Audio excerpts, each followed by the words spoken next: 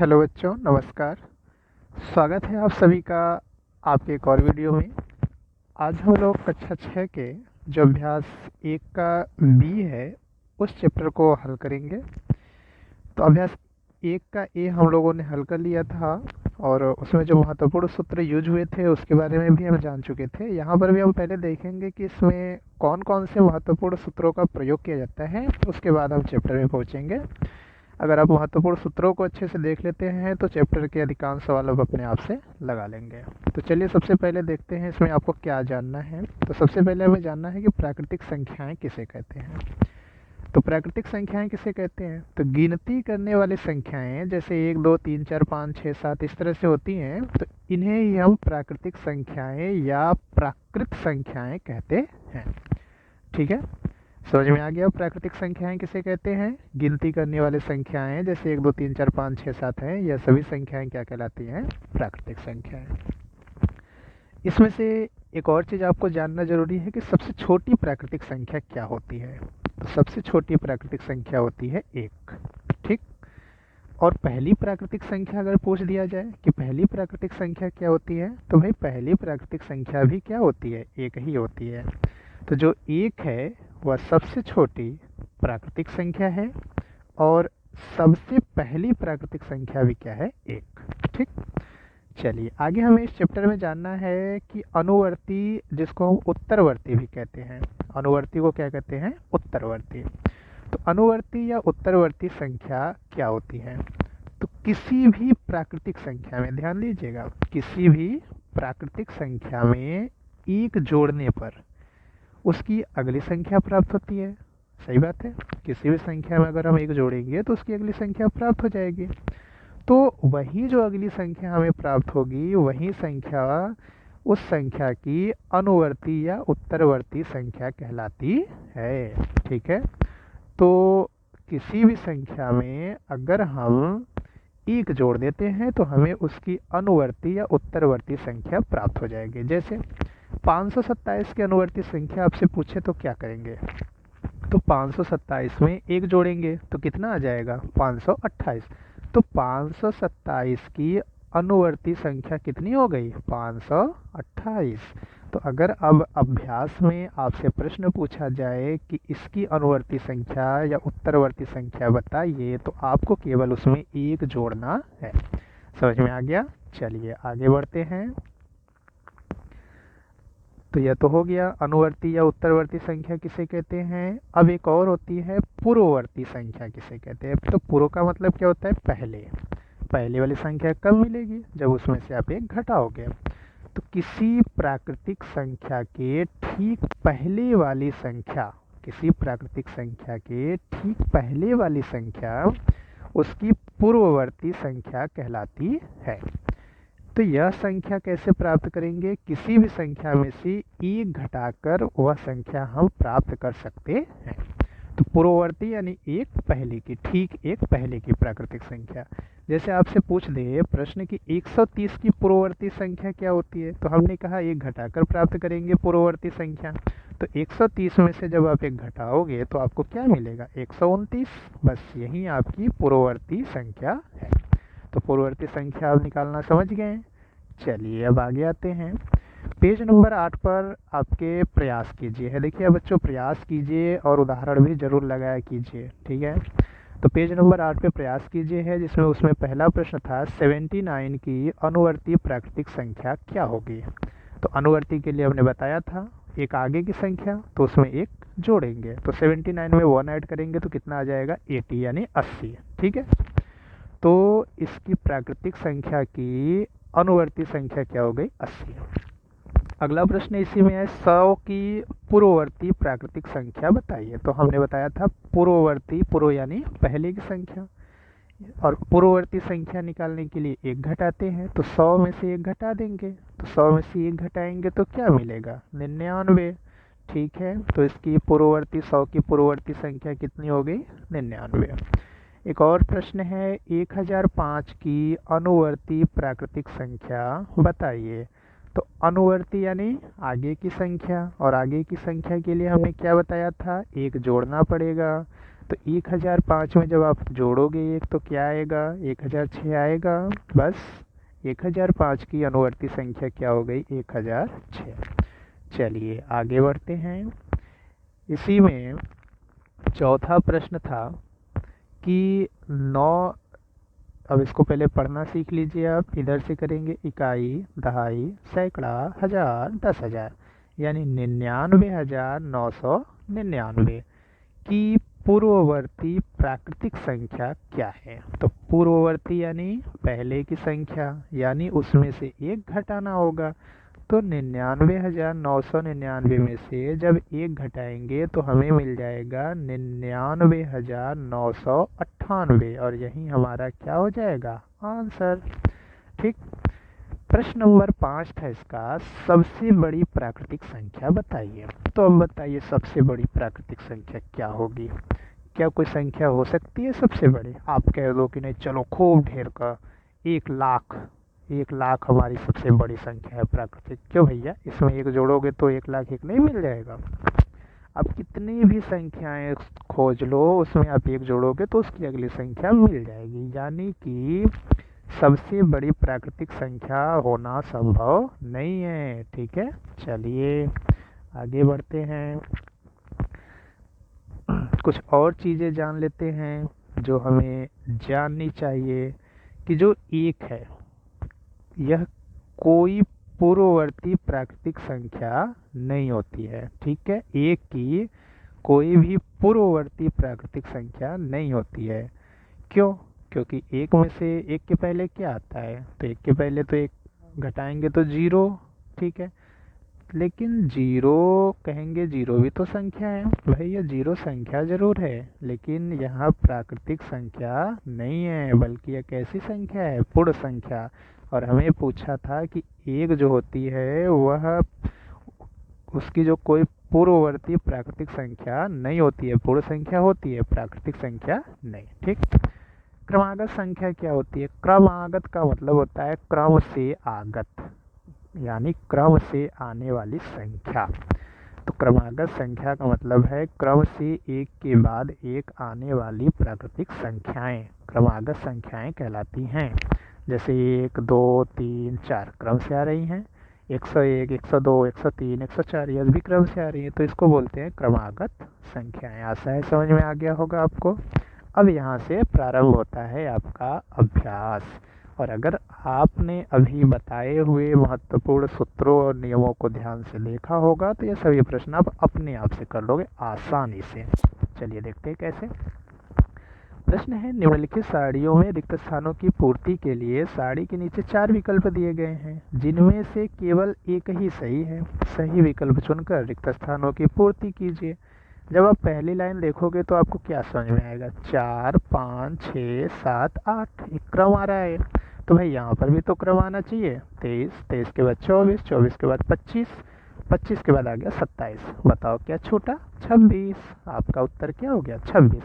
अब हमने आपको बताया था क्रमागत संख्या के बारे में, बस उसी नियम पर यह था। चलिए अगले प्रश्न पे आते हैं। प्रश्न नंबर 2 भी सेम वही वाला प्रश्न है। ठीक है, जैसे यहाँ पर जब आप देखोगे तो आपको मिल क्या रहा है कि 9, 8, 7, 6, 5 उल्टा क्रम आ रहा है, यानी इधर से जाएंगे 5, 6, 7, 8, 9।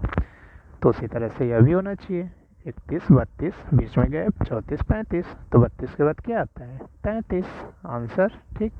चलिए आगे बढ़ते हैं। अगला है, निम्नलिखित प्रश्नों में उत्तर के 4 विकल्प दिए गए हैं, सही उत्तर छांटकर लिखिए। प्रश्न है, 13 की अनुवर्ती प्राकृतिक संख्या क्या है। तो हमने क्या बताया था, अनुवर्ती का मतलब होता है एक हमें जोड़ना होता है, और जब आप 13 में एक जोड़ोगे तो आपको क्या मिलेगा, 14। तो इसका जो सही ऑप्शन हो जाएगा वो क्या हो जाएगा, 14। आशा है समझ में आ गया होगा आपको। चलिए इसी का जो प्रश्न नंबर ख है उसको देख लेते हैं। 27 की पूर्ववर्ती प्राकृतिक संख्या क्या है। पूर्व यानी एक पहले की, और एक पहले के लिए क्या किया गया था, एक घटाया गया था। तो 27 में से एक घटाओगे तो क्या मिलेगा, 26। बस आंसर आपका हो गया 26।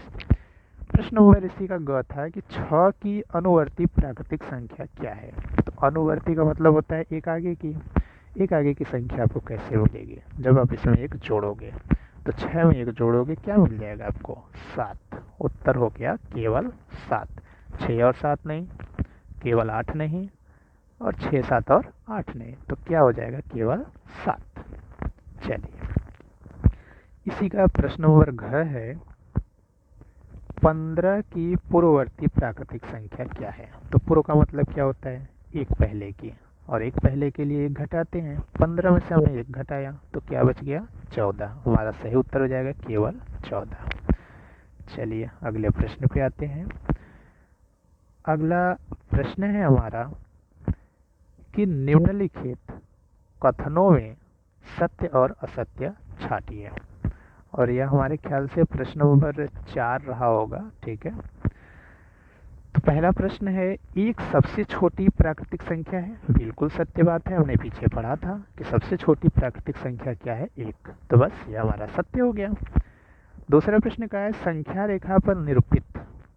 यह हमारी एक संख्या रेखा हो जाती है जहाँ पे बीच में 0 होता है, इधर 1, इधर 2, इधर 3, इधर 4, और इधर -1, इधर -2, इधर -3, इस तरह से चलते हैं। तो संख्या रेखा पर निरूपित किसी प्राकृतिक संख्या की दाहिने ओर, दायां ओर यानी हमारी इस साइड, दाहिनी ओर की जो प्राकृतिक संख्याएं उससे छोटी होती हैं, यानी किससे, बाईं ओर से। तो क्या ऐसा है, बाईं ओर हमारा 0 माइनस में जा रहा है और दाईं ओर की संख्याएं बड़ी हैं, लेकिन यह क्या कहा है कि छोटी होती हैं। तो भाई ऐसी तो बात नहीं है, गलत बात बोल रहा है। तो यह हमारा क्या हो जाएगा, असत्य यानी गलत। चलिए अगले प्रश्न पे आते हैं। प्रश्न नंबर इसका तीसरा है, 101 से बड़ी क्रमागत संख्याएं। तो 101 से बड़ी क्रमागत यानी क्रम से आने वाली, तो 102, 103, 104 यह है। बिल्कुल सत्य बात है, यही तो क्रमागत संख्याएं हैं। बस ये हमारा सत्य हो जाएगा, यानी यह हमारा सही है।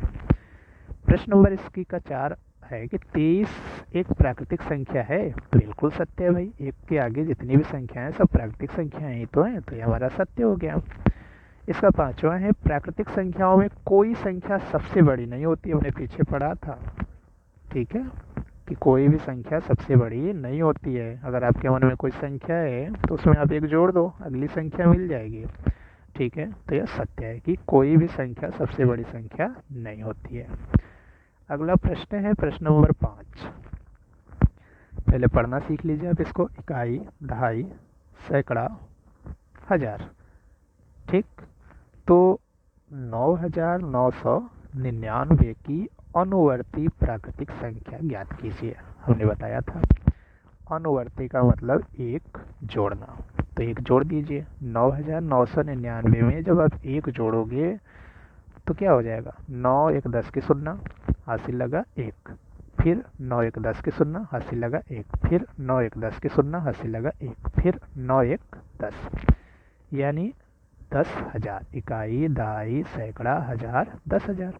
तो 9999 की अनुवर्ती प्राकृतिक संख्या कितनी हो गई, 10,000, ठीक है। चलिए आगे बढ़ते हैं। अगला प्रश्न है प्रश्न नंबर 6। पहले पढ़ना सीख लेते हैं, इकाई, दहाई, सैकड़ा, हजार, 10,000, लाख। 1,01,000 की पूर्ववर्ती प्राकृतिक संख्या ज्ञात कीजिए, ठीक है। तो पूर्ववर्ती का मतलब क्या होता है, एक पहले की संख्या, यानी एक घटाएंगे। चलिए घटा देते हैं, एक में से एक गया 0, उसके बाद तो भाई बीच में 4 0 था, 4 0 उसी तरह से उतर जाएंगे और यह एक उतर जाएगा, ठीक। यह आ गया हमारा, यानी 1 पर 1 2 3 4 5 लड्डू, यानी 0। क्या पढ़ेंगे इसे, इकाई, दहाई, सैकड़ा, हजार, 10,000, लाख, यानी 1,00,000। तो 1,01,000 की पूर्ववर्ती प्राकृतिक संख्या हो गई कितनी, 1,00,000। यह हमारा आंसर हो गया, ठीक। चलिए आगे बढ़ते हैं।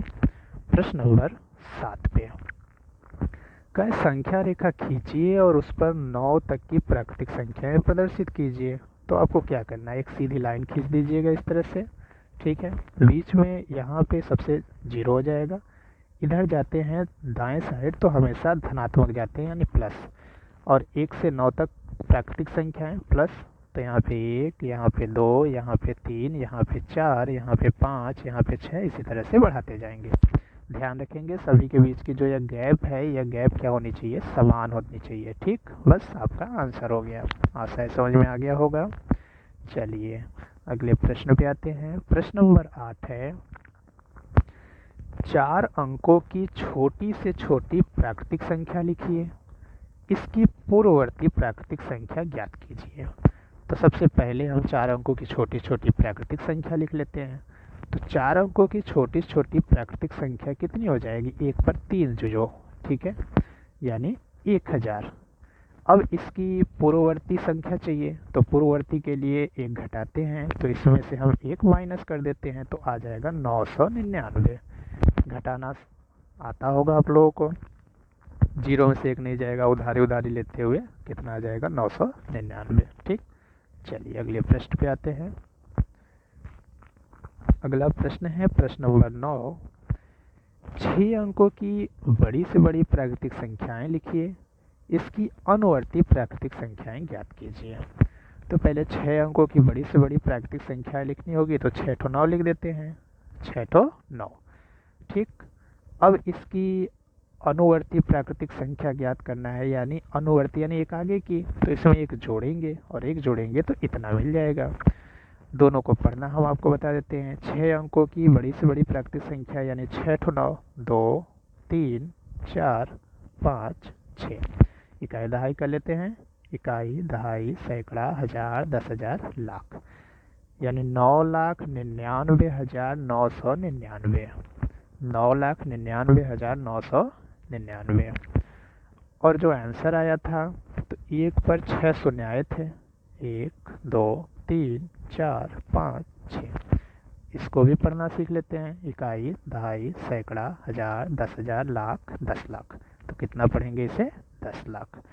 यह हम आपको पढ़ना क्यों बता रहे हैं, क्योंकि कभी कभी क्लास में आपके गुरुजी यही आपसे पढ़वाई देंगे, और जब आप नहीं बताएंगे तो आपका पीठ भी नीवन हो जाएगा। ठीक है, इसलिए चलिए यह वहीं आपका अनुवर्ती संख्या निकाला गया है यहाँ पर। अगर कोई कन्फ्यूजन होगा तो देख लीजिएगा, 9 1 10 की सुनना। ठीक है, इस तरह से 9 में 1 जोड़ेंगे आ जाएगा 10, 10 की सुनना, हासिल लगा 1, फिर 9 1 10, फिर यहाँ पे हासिल 1, इस तरह से इतना आ जाएगा। अब इसमें चैप्टर हमारा समाप्त हुआ। कुछ और नियम हैं और चीज़ें हैं जो आपको जाननी चाहिए। ठीक है, तो क्या है वह चीज़ें। श्रीधराचार्य जी थे जो एक महान वैज्ञानिक गणितज्ञ थे। तो श्रीधराचार्य जी का जो जन्म हुआ था 991 ईस्वी में कर्नाटक प्रांत में हुआ था। श्रीधराचार्य जी की गणित सार नामक एक ग्रंथ है, ठीक है, गणित सार संग्रह। और इसी गणित सार का एक अन्य नाम है त्रिशतिका। क्या नाम है, त्रिशतिका। और इस गणित सार में जो श्लोकों की संख्या है वो लगभग 300 श्लोक है। तो यह इतनी चीज़ें थी जो आपको जानना जरूरी था। चैप्टर यहीं पर समाप्त हुआ। दोस्तों अगर वीडियो अच्छा लगा हो तो इसे आप सब्सक्राइब कर लीजिएगा चैनल को, क्योंकि आपकी सभी कक्षाओं की वीडियो इसी तरह से हम सॉल्व कराते रहेंगे। और इस वीडियो को आप लाइक कीजिएगा, आपके जो अन्य दोस्त हैं जो पढ़ने वाले हैं उनको भी शेयर कीजिएगा, लेकिन चैनल को सब्सक्राइब करना ज़रूर कर लीजिएगा। अगर आप नहीं करेंगे तो आगे जो हम वीडियो डालेंगे वो आपके पास नहीं पहुंच पाएंगे। आशा करते हैं आप लोग सकुशल रहेंगे, पढ़ते रहिए। मिलते हैं दूसरे वीडियो के साथ।